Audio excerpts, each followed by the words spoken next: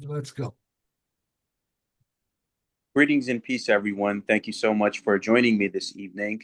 And tonight I have the honor and privilege of being joined by my friend, Sheikh Murshid, and brother, Sheikh Wahid Azal of the Nur Fatimiyya Sufi Order, who returns for part 34 in our series of dialogues and conversations that we're having. And today's topic, it's going to be a variety of current events and so much just more happening in the world. So without further ado, Nur alaikum, upon you be light, Sheikh.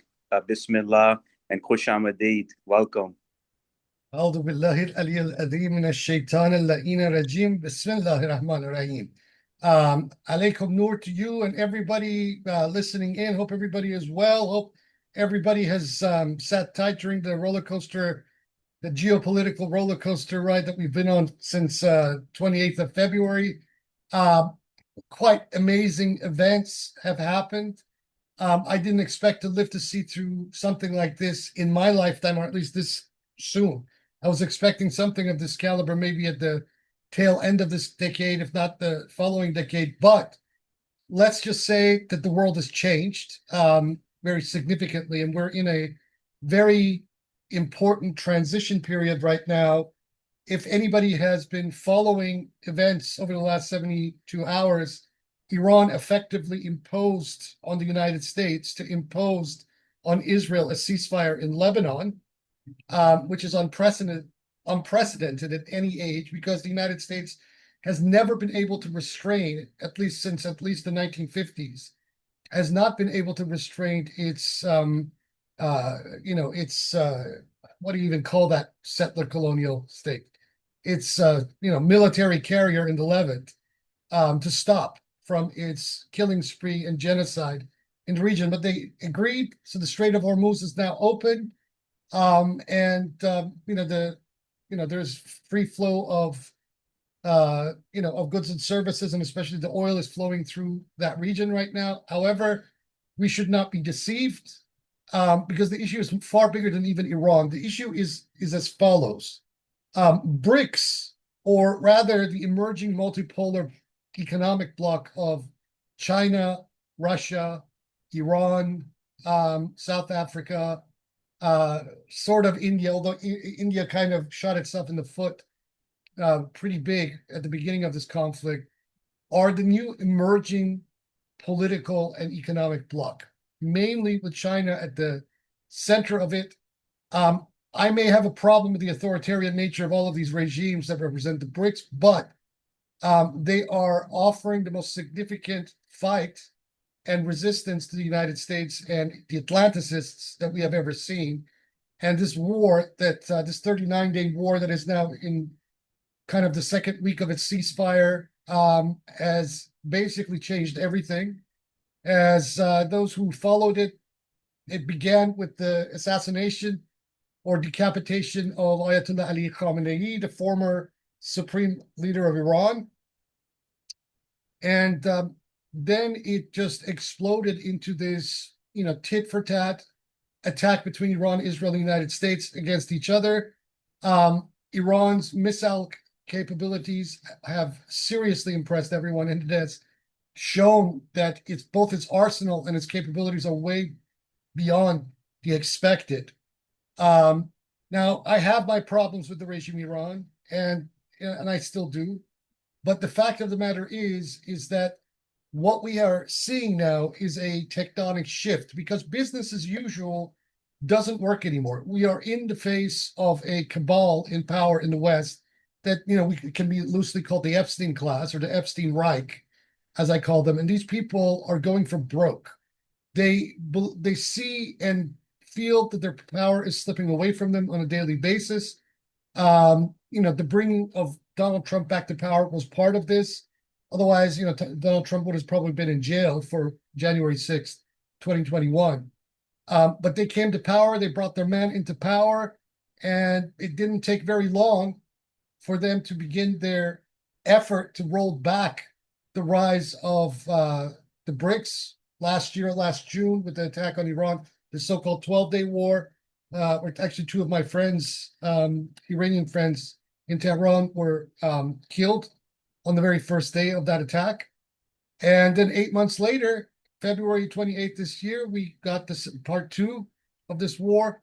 But, even worse than what happened in the 12-day war, the Americans and the Israelis have now realized that they are fighting an enemy that can not only absorb their blows, but do a rope-a-dope, just like Muhammad Ali did a rope-a-dope against George Foreman in 1973 in Zaire.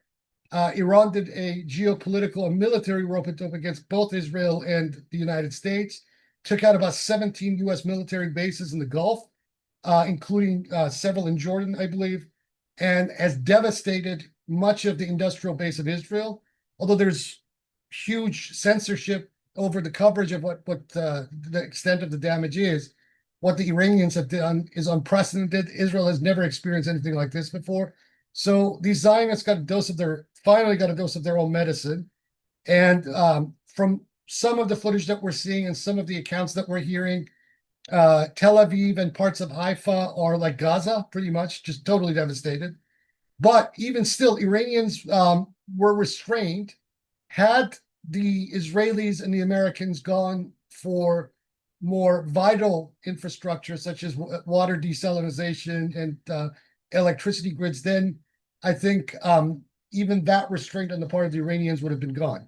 So what's happening on the ground in Iran? What's happening on the ground in Iran? I mean, I don't want to even either push the propaganda of the regime or the propaganda of the legacy media here in the West. What's happening on the ground is basically that Iran is now effectively under a military regime of the IRGC, of the Iranian Revolutionary Guard Corps. And this effectively came into place as of the 28th of February with the murder of Ayatollah Ali Khamenei. I am not convinced, despite the protestations to the contrary, I am not convinced that Mujtaba Khamenei, the son of Ayatollah Ali Khamenei, who succeeded him, at least from what we hear, is even alive. He has not been seen in public.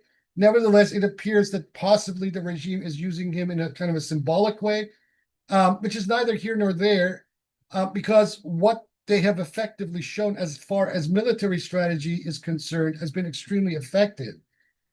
They have also united a great cross-section of the Iranian public behind whatever this is now that Iran has become against the Israelis and the Americans. And so we are living in an era of very significant change now. And I don't see this being reversed by the Americans, particularly as the Chinese have now come out and are overtly backing Iran, and not just on a verbal moral level, but also with the arms and shipments of arms and technology that the Chinese are giving the Iranians that, according to certain punditry, even exceeds the capabilities of what the United States and its allies have. So even if this is not over, it is not over in the sense that the Americans and the Israelis are going to be able to change any of this or reverse any of this.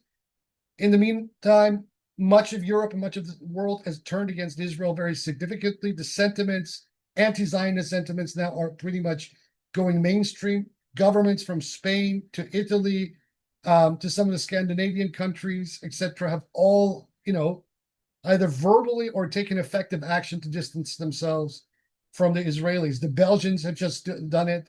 So the next step will probably be the European Union itself. That means the stranglehold of the Zionist lobby in Europe is beginning to slip, and the pushback is now real. Because let's face it, this is the economic element to this is existential. On the one hand, there's the war in Ukraine happening, and the Russians have done significant geopolitical damage to the Europeans.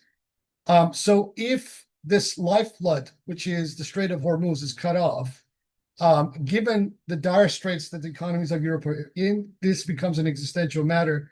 So even as a pragmatic step, the Europeans, beginning with Spain and then Italy, etc., have taken their distance from the Israelis.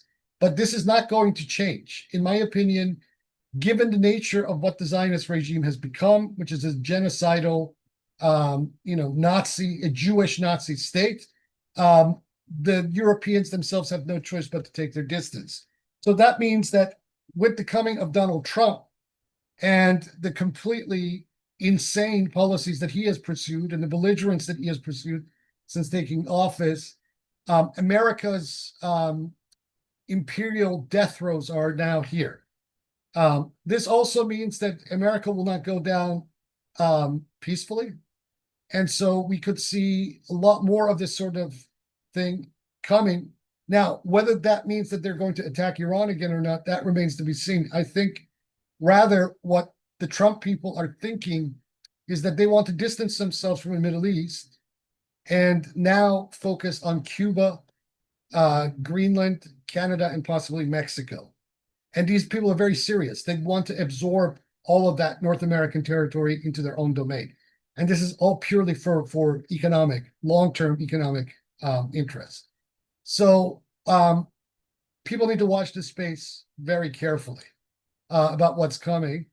For myself, here in Australia, I've just watched the cost of living rise very significantly. It was already rising as a result of the COVID or the back end of the COVID lockdown era.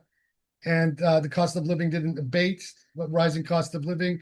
But now on the back of this event, and during this event, we saw just, ridiculous rise in the cost of petrol, of gasoline, of oil. And as a consequence, supply lines were disrupted because of this. And so, you pay for it at the grocery store, at your pump, and everywhere else. So that's basically what we're facing here at the tail end of this. The Australian political class are still not altogether about what they're going to do.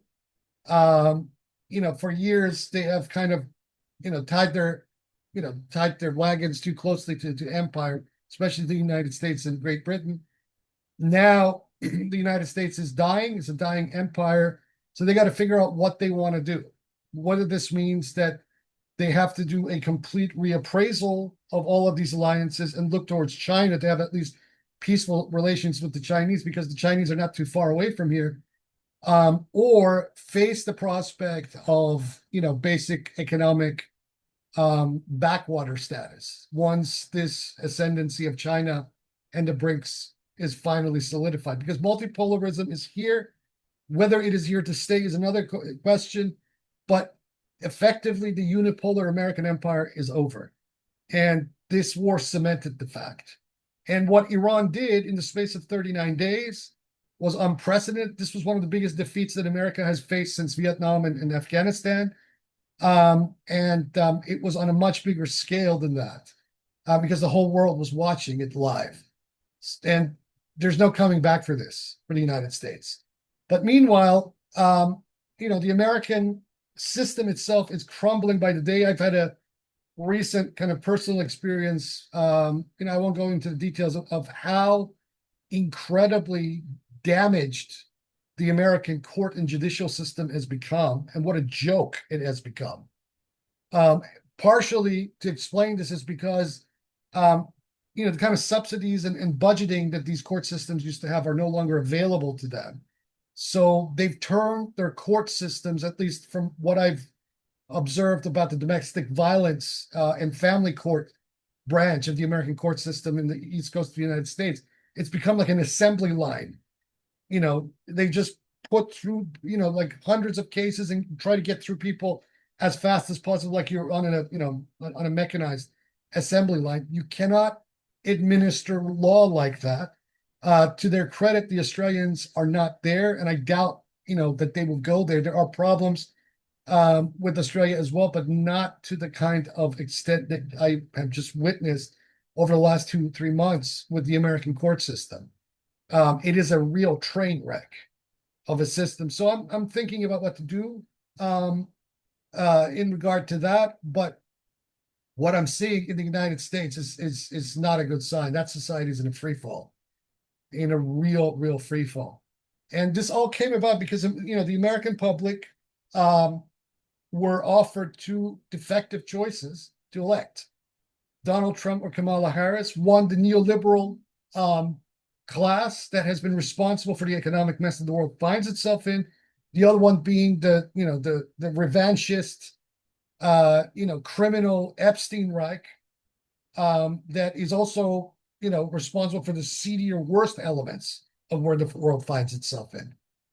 So this is where we're at, and this is where the world is going presently. Probably, things will start to settle down in the next 5 years, but not before Trump is thrown out of office. That orange monkey needs to leave. He needs to go now. And until he goes, nothing is going to improve. Because because this is the thing, and this is what the feeling here, even in Australia, is that much of the political class, even in Australia, are intimidated by this guy and intimidated by the kind of movement that he has galvanized. For example, right now, there's a white nationalist revanchism happening within in the mainstream political scene, with this particular party that actually began here in Queensland with this one woman, Pauline Hanson, and her One Nation party.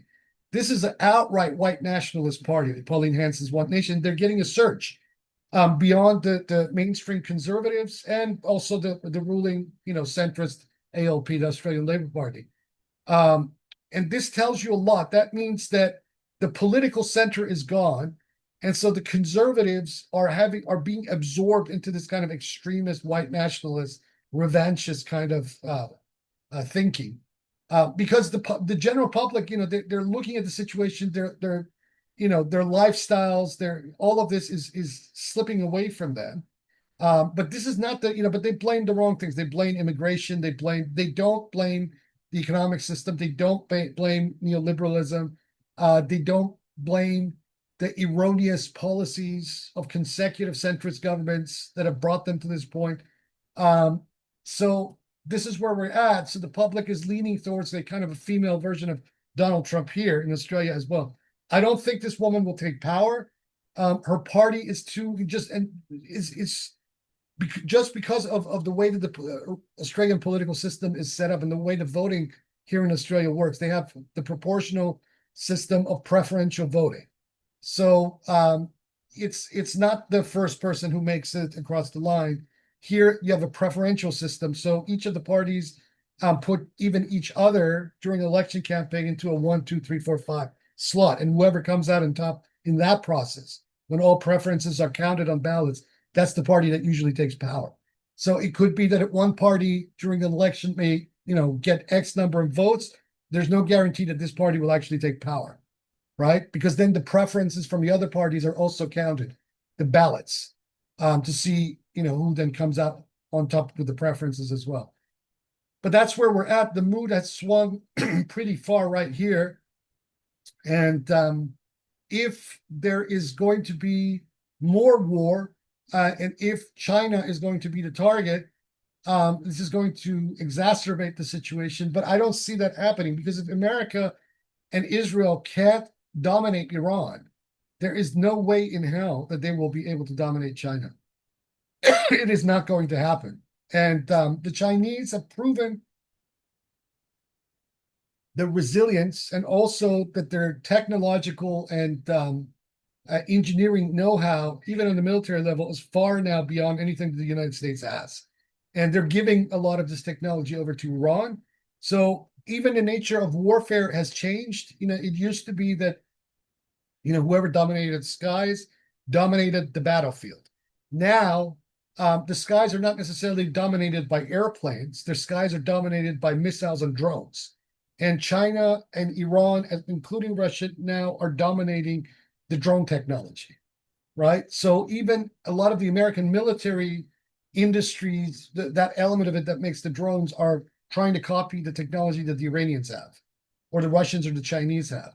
And this is the 5th generation warfare that we were reading about over the last decade. It is now here and on the battlefield, whether in Ukraine or here in this Iran war. It has proven itself to be as effective and even cheaper than the billions of dollars that the American and European arms industry put into the coffers of their arm industries over there to create all this very expensive weaponry. And I am just amazed. I've watched this both with terror and awe at the same time. And it is really something, because they really taught, these Iranians really taught Uncle Sam and Uncle Shlomo the lesson that they deserved, long time coming. And Hezbollah has fought very valiantly in southern Lebanon. The Israelis wrote them off as completely ineffective after the assassination of Hassan Nasrallah at the end of 2024. But they have given a real hiding to the IDF over the last couple of weeks. So this is interesting, because what you're seeing is, and this is uh, kind of the extremely weird mentality that you have in certain elements of even the West, where about 2 weeks ago, where people were very open about their Islamophobia. Now they're looking at Iran and this Muslim world and the fight that they took to the Zionists and the Americans with respect. So even the views of Islam are beginning to change, and particularly amongst the right. And you see this, for example, in spaces such as Twitter, where a lot of these white nationalists are now openly calling, especially the Christians amongst them, are openly calling for an alliance between Christians and Muslims against the Zionists. I couldn't have seen this in a dream, even 6 months ago, but here it is. So this element has changed. The other day, I was in the city, and then I was waiting for a bus, and there was a cop that came and sat on the bus that stopped with me, and he had just gone off duty, and we started a conversation. We had about 30 minutes to kill before our bus arrived, and we were talking about all of this, and he amazed me, first of all, about his openness and about what kind of frustrations are existing, at least in the local police here in Brisbane, about some of these anti-Semitism laws that the government of the day has rammed through the parliament. They're completely up in arms about it. And this guy was just empathizing, with the Muslims. He's a white guy, white Australian guy. He was empathizing with the Muslims, and he was very when he found out, when I told him I was Iranian, he was very even more respectful than that, and said that privately, a lot of people, even in law enforcement, are looking at these sorts of developments in that part of the world with a lot of respect. So the world is changing. People's attitudes are changing. This Epstein class has been exposed. Their minions have been exposed. And, some of these people who a couple of months ago, like this jackass, Mr. Chris Bennett, who lives up in Nova Scotia, who are accusing me of anti-Semitism. If you go on their Facebook walls, you will find these people are more anti-Semitic than any Nazi I've ever seen. So this is the kind of the gauge, and you see the opportunism in some of these first world people themselves, because they know which way the wind is blowing now. Obviously, it ain't over until the fat lady sings, but effectively, we're kind of seeing the fat lady hum already, as it were. So I give it to you. I've talked too long. Yeah, Sheikh, that's interesting because the irony that I see, the first of all, is that Shia Islam has been vindicated not only to the world, but in the Islamic world in general, where they always, throughout my lifetime, coming from a Sunni family, always demonized the Shias. But now we see that it was the Shias who fought back against the enemies of Islam, whether it was in the American occupation of Iraq or all of the conflicts in general, what we saw in Gaza and Palestine taking place.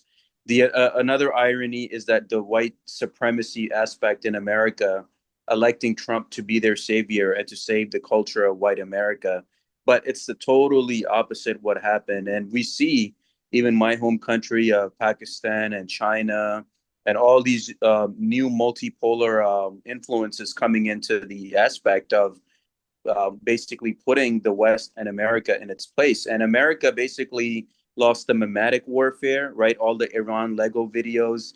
And the Danish are so happy about this, I know, especially with the Greenland situation. They don't probably care about the copyright. They let Iran kind of do their thing with the psychological and mimetic warfare. So Iran kicked America's ass in that.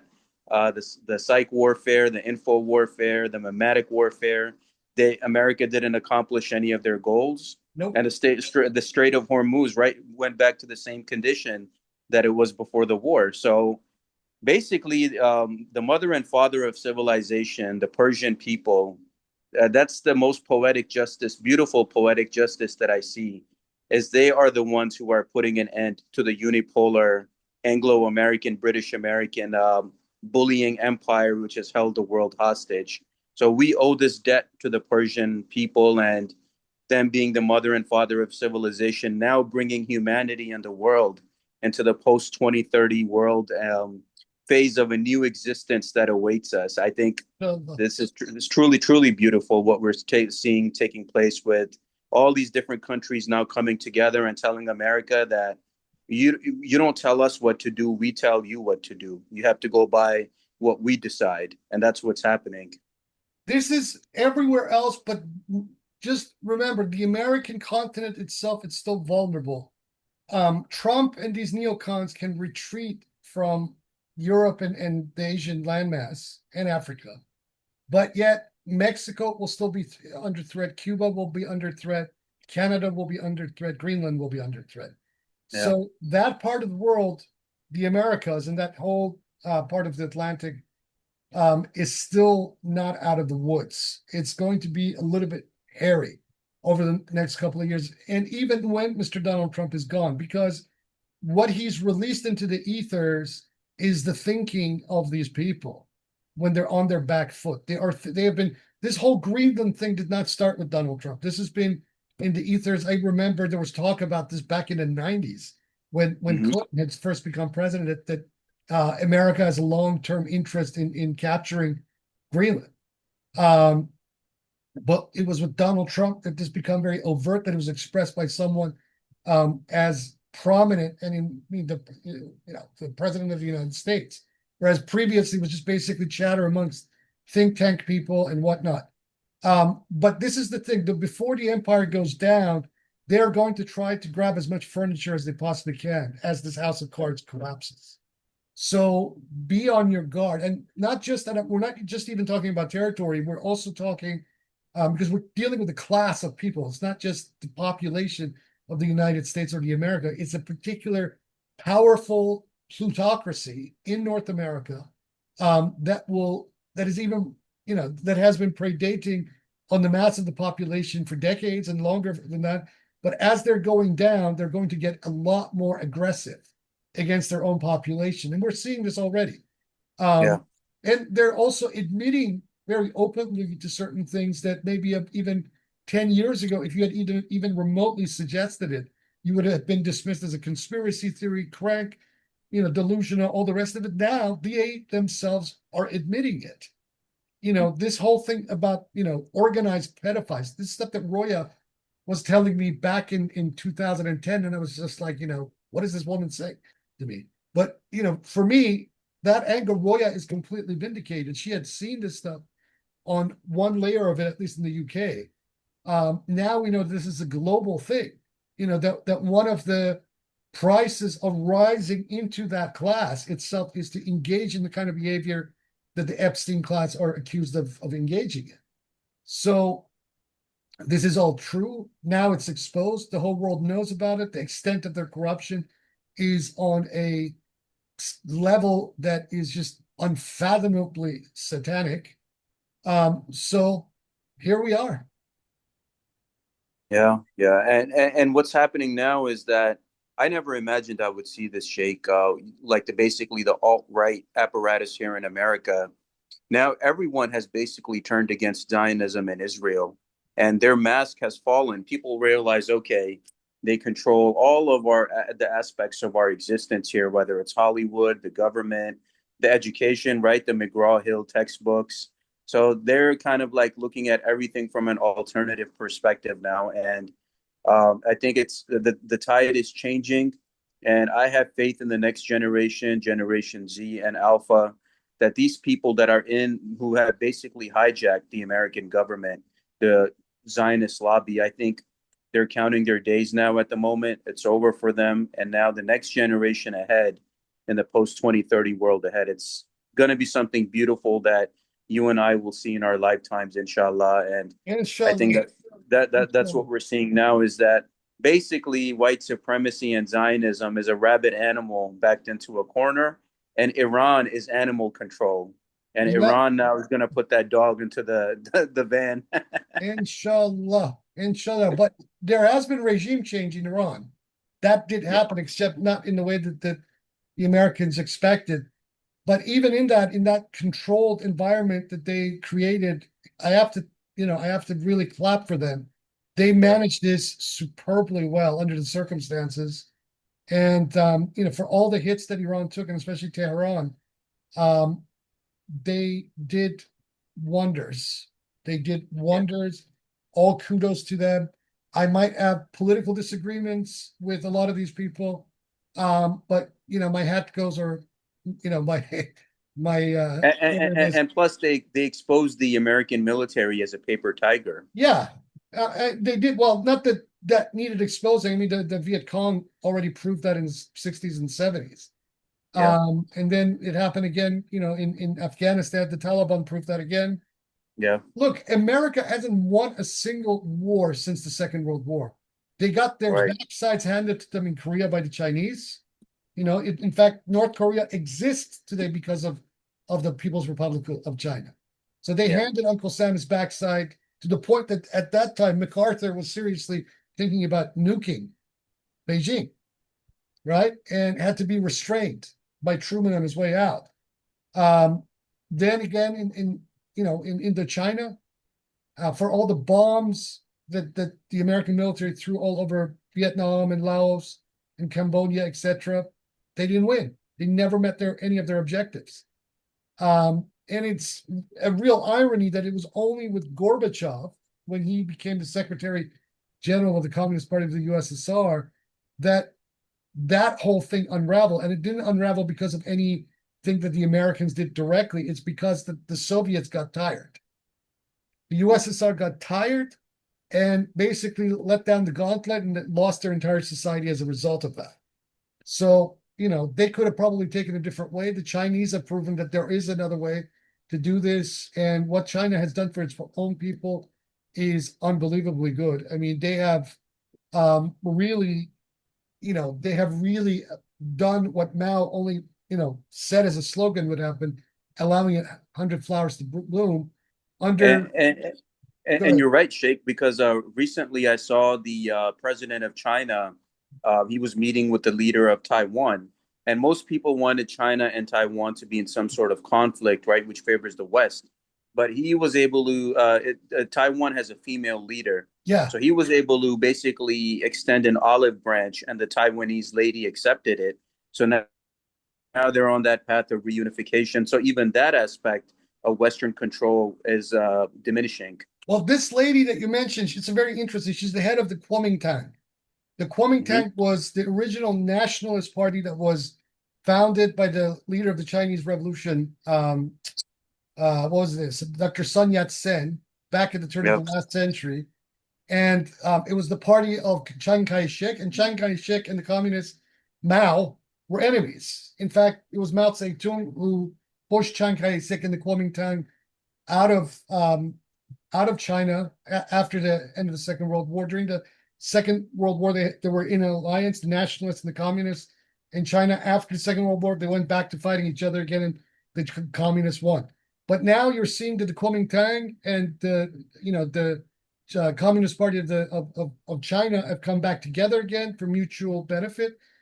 Because I mean, the CCCP or the CCP, the Communist Party of China, is not that uncompromising Marxist-Leninist party of Mao.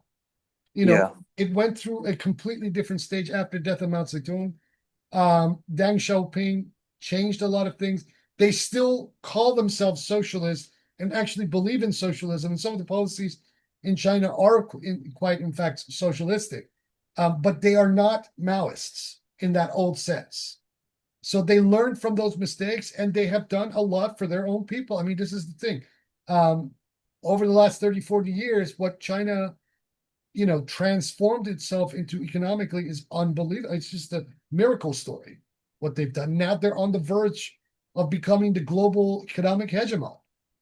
Um, Whether that is good or bad, we'll have to wait and see. But it is, of course, a better step, in my opinion, than what we have been seeing from this unipolar Anglo, European tribe, whose 500-year reign of terror over this planet has to end. We have to be able to make another leap as a species, and under the tutelage of these white tribes of Europe, it has been an unmitigated disaster. So we need to try something else right now. I just And, hope. and you're right, Sheikh, because even in the European Union, I saw in the news that there was a Polish MP from their parliament, and he held up an Israeli flag, but the Star of David was replaced with the swastika. So you're right. It's Spain, Italy.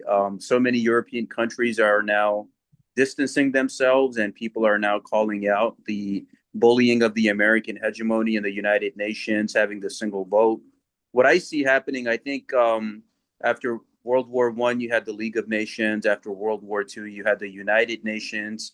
I think once all of this settles down, we will have another body which will govern like global issues and things that are happening, but without the control of the Americans or the British, like them vetoing everything in sight. I hope so. I really, really hope so. It's very important that this happened because the United Nations proved itself to be an ineffective organization. And partially this had to do with the way that this Security Council was set up. It made the control of issues very uneven.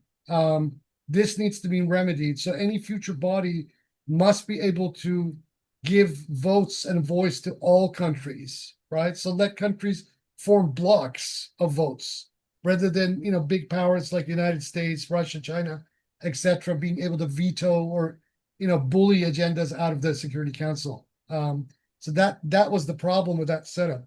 But what this means, this new world that is arising, means new emerging multipolar order that's rising, means that certain groups are on the outs. The Baha'is and their vision is history. And they tied their wagon too closely to the Zios, they will go down with them. Well, we do have parts of Haifa that look like Gaza now. Yeah, yeah, yeah. I've asked And you, around to see what to send me pictures because I want to see if any of these Baha'i shrines were touched. I'm sure you've had one or two missiles hitting these places. yeah, definitely. And what we see right now, Sheikh, is the quality of life here in America is severely declined. I was speaking with my mother about this, and we were talking, okay, why did we leave Pakistan in 1996 and come here? Because you couldn't get a job unless you knew someone. The system was corrupt. There was no business. There was no job opportunity, the medical education. But now it's the total opposite. Now those places are getting better. Pakistan and those other surrounding places in the Eastern Hemisphere, the quality of life is getting more better over there. While here, people are choosing to leave America if they're finding better opportunities elsewhere. That's what's happening now. And God forbid these people try to nuke Tehran and that fallout would affect Pakistan and China. They would automatically nuke the adversaries as well. That's why I think that deterrent has been there in terms of the Pakistanis as well. I think there has been something there. See, the issue with Iran and the nukes, a lot of people don't understand. It's not just about Iran having the nukes, right? What the strategic interest of the Israelis is as follows. If Iran gets the nuke, then immediately every other country in that region wants one as well, right? And so that means that immediately Israel's own nuclear deterrence goes out the window. Now, they have been able to tolerate Pakistan having the nuke because Pakistan is technically not the Middle East. Pakistan is technically Asia. But if Iran gets it, Turkey wants one. If Turkey gets one, Saudi wants one. If Saudi gets one, then you have the Gulf countries wanting one as well, right? Right now, the future of all of these countries comes with a big question mark. But this was the Israeli calculus. It wasn't so much that okay, if the Iranians get the bomb, then they have a deterrence against us. That may be one of their concerns, but their other concerns is once that Iran gets the bomb, then every other country gets the bomb in that region. And once every other country gets the bomb, then also they have to think about the political blackmail of Israel against the Gulf countries, against Egypt, against some of these, even Morocco, will start to fade away, Yeah. right?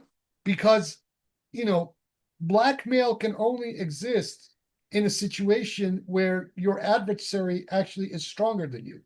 But if you are at parity with your adversary, or even dominant over your adversaries, then there is no reason to continue any kind of relationship of blackmail with that adversary that you're pretending to be your friend. This has been the situation with these Gulf countries. There's also been economic incentives, especially for the Emiratis, and to some extent the Saudis, although not that much anymore. So that once those incentives go and you are the stronger party here, then Israel's influence will evaporate. So this has been the concern. It hasn't been so much about the fact that if Iran gets the bomb, they will use it, especially given the fact that there have been rumors since the 90s that Iran actually did acquire the bomb. They bought warheads from some of these old Soviet republics, and they probably still have them. So that's not the issue. The issue is that if the Iranians attain enrichment and can make bombs on their own, then all of these other countries will want it as well. Right. Now all of this is up in the air, right? Turkey's war of words with Israel is changing a dynamic as well. The Israelis are tired of the Turks for some reason, even though the Turks have been working with the Israelis, even under Erdogan. But that relationship is now souring. There's also the issue of Syria. Erdogan was under the impression that this Giuliani was his puppet. Immediately, the Israelis and Americans came in and made him their puppet instead. So all of that is there.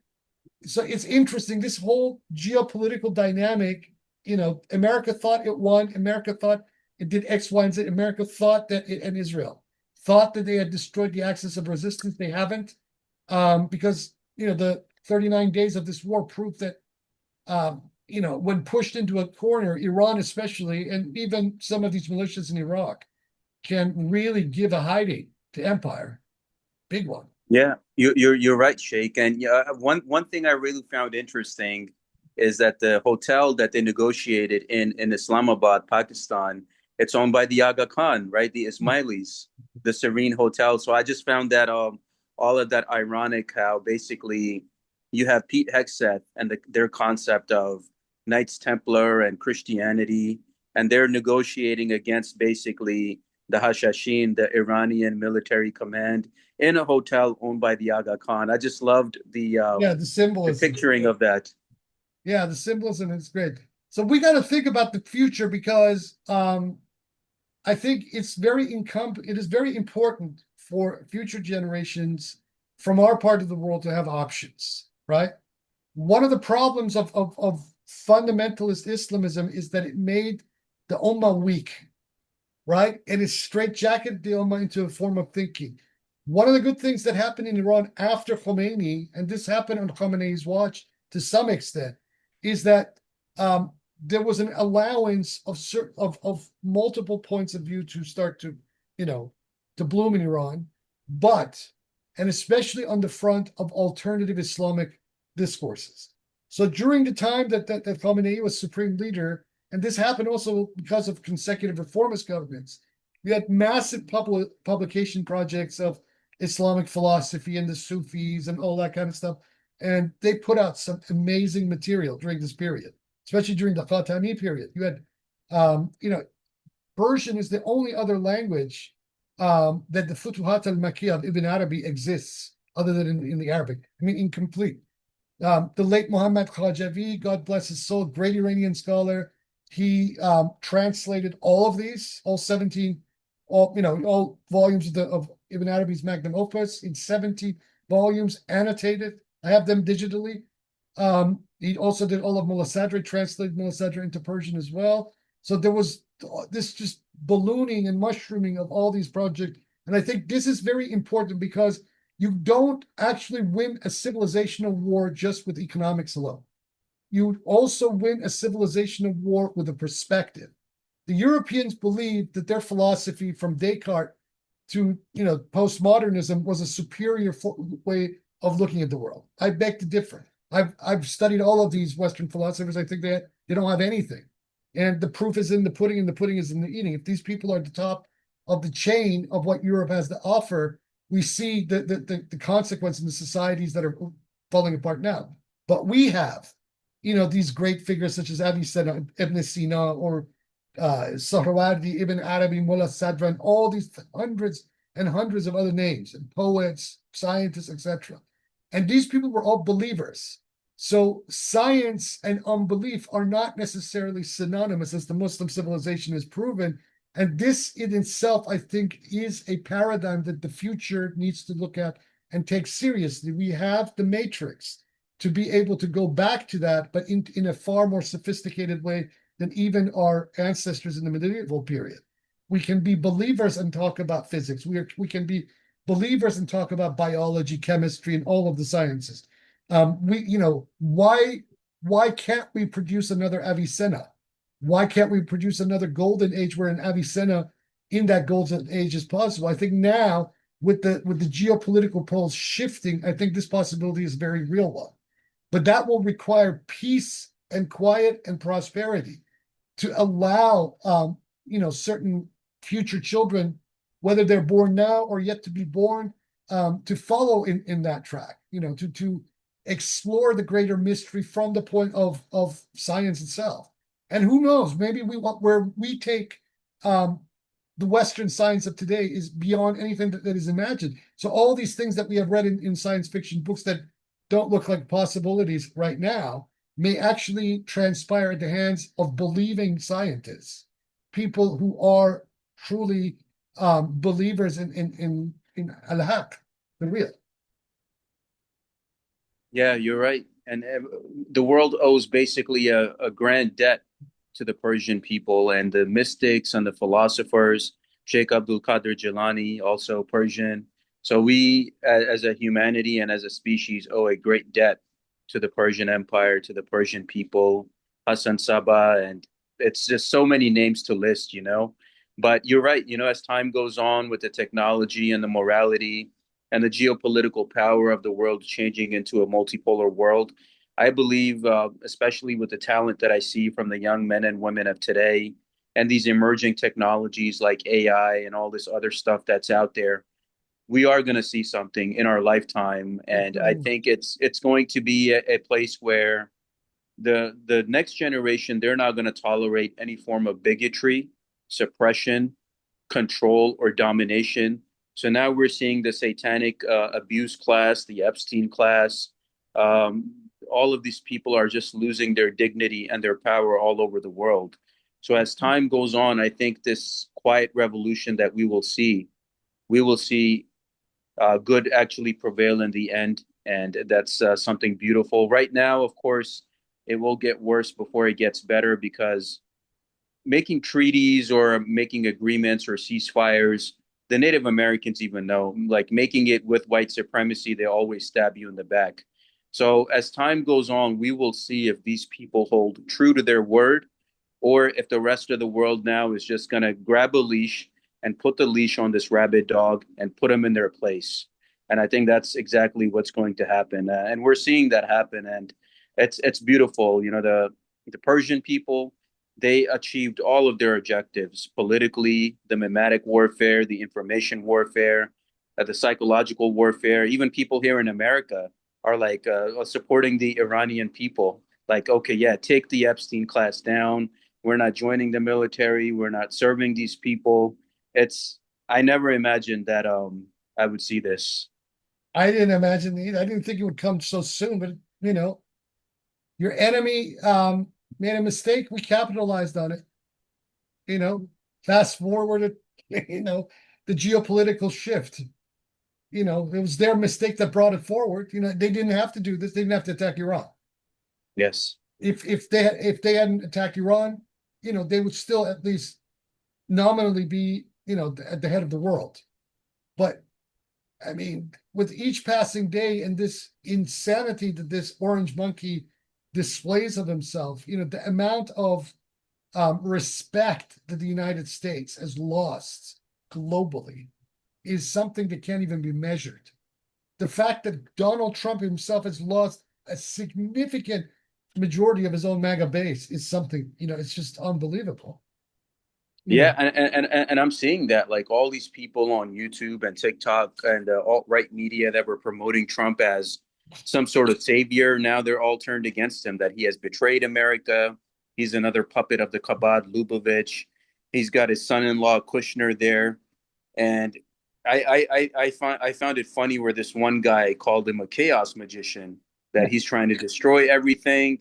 They used Hassan Sabbah's motto that nothing is true, everything is permitted.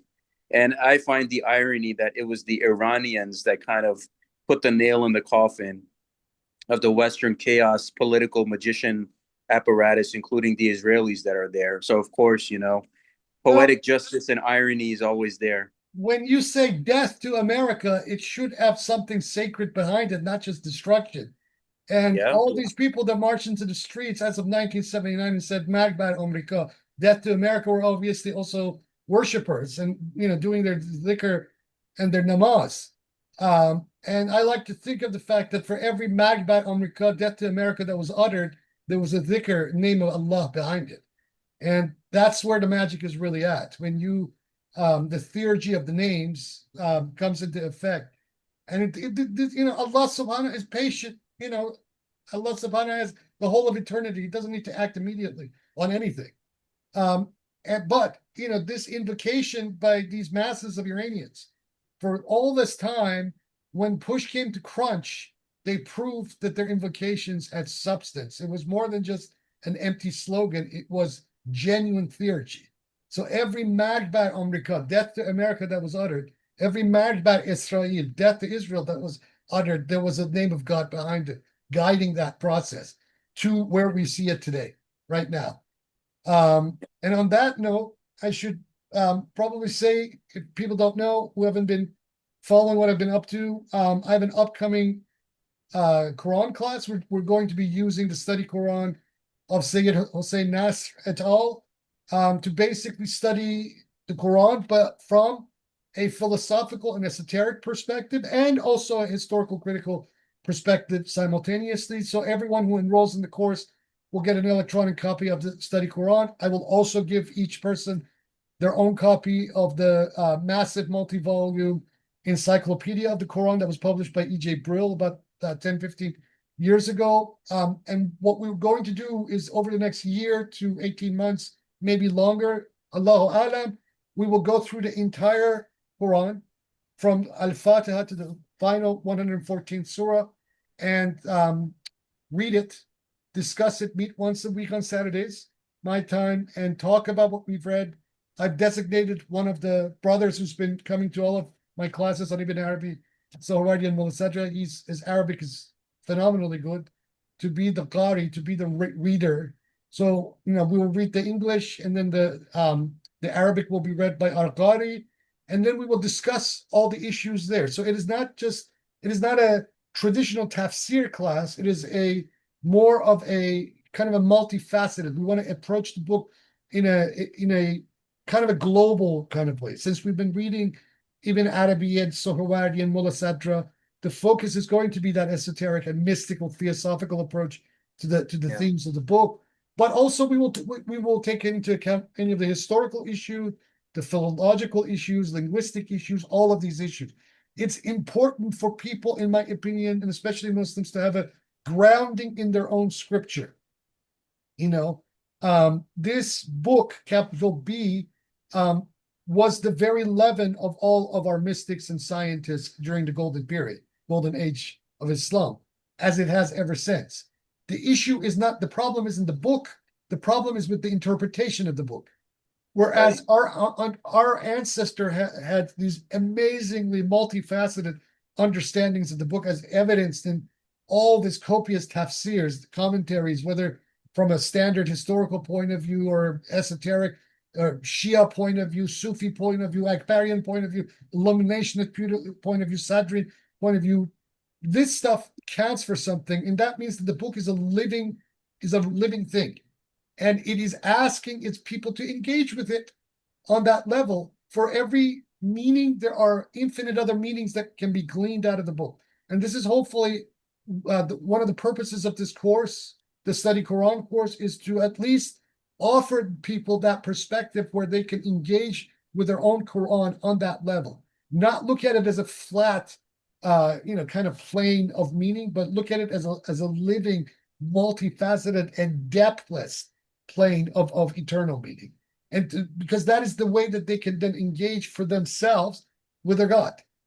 And that's the agenda here for people to do that. And I recommend for all seekers of light that are out there that I have greatly benefited from Sheikh Wahid Azal's teachings as my Sheikh and Murshid, being with the Noor FSO for like almost 6 years now. And I think I recommend all of this to you, the Quran course. Anyone that is able to do it, please take in consideration and you will greatly benefit, just like how the Mullah Sadra, Ibn Arabi, Suhrawardi teachings have greatly benefited us to this point. So please definitely consider getting that proper guidance, from a sheikh in terms of understanding and applying the Quran practically to your life. Yeah. Because I don't want to put anyone into any strict interpretation of the book. I want them to engage with the book on their own. That's what I would like to do. Not to tell them what it means, but to nudge them in the direction where they find a meaning out for themselves, what that meaning is to them. Right? Yeah. If we take Ibn Arabi seriously, which I do very much, he says that, every human being has their Lord, which is their name, that is the essence of their being.